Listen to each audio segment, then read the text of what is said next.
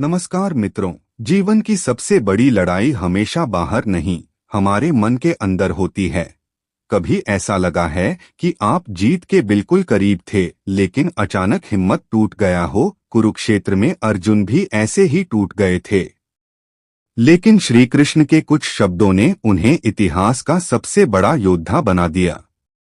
आज हम उन शब्दों को समझेंगे जो आपको किसी भी हार से वापस जीत की ओर खींच लाएंगे। मैं टीके और आप देख रहे हैं हमारे YouTube चैनल अमृत ज्ञान। चलिए शुरू करते हैं। भगवत गीता अध्याय 2 सांख्य योग।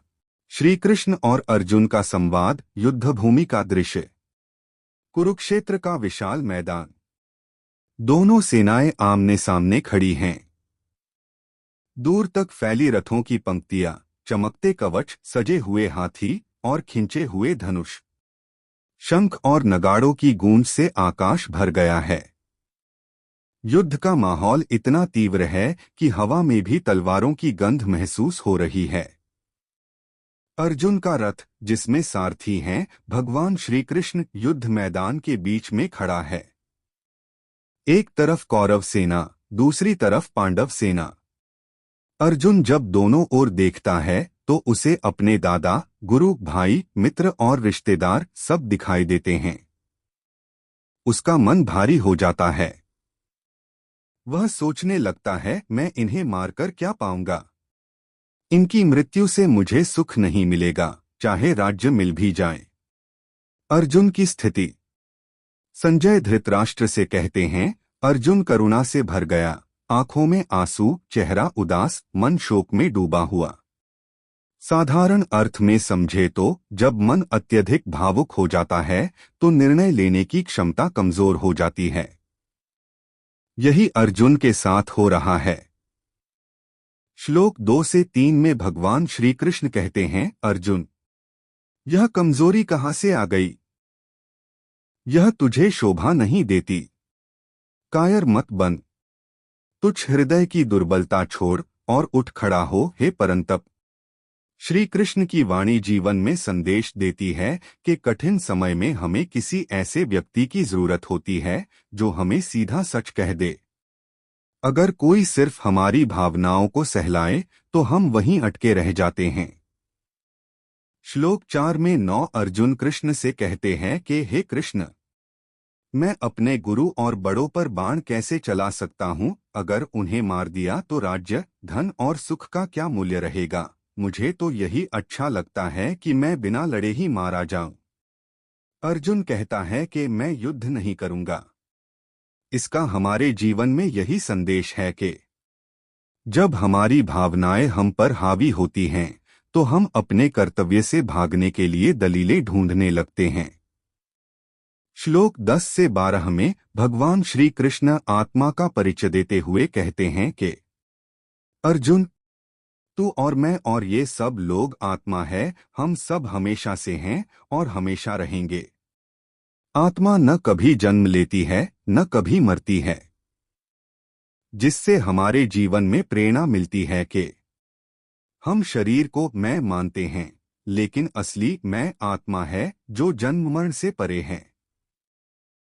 श्लोक 13 से 25 में आत्मा की अमरता ज्ञान मिलता है।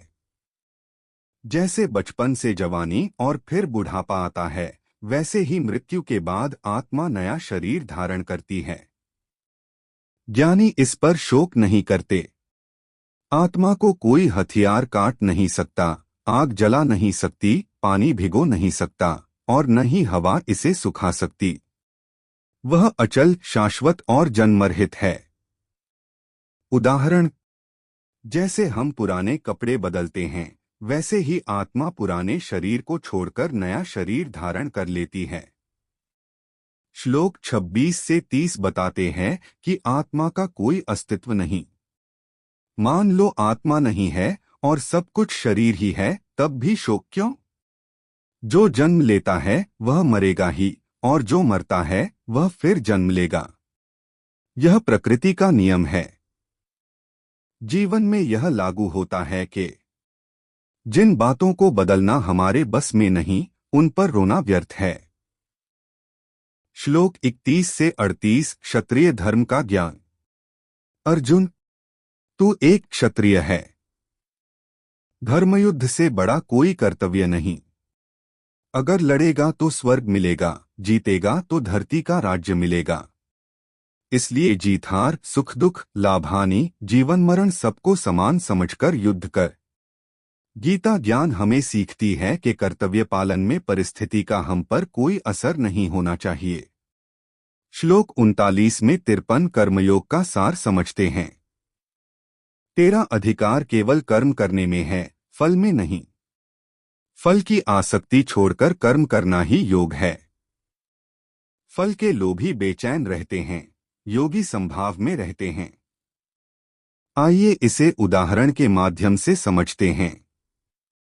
जैसे किसान बीज बोने के बाद बारिश पर नियंत्रण नहीं रख सकता, वैसे ही हम परिणाम को नियंत्रित नहीं कर सकते।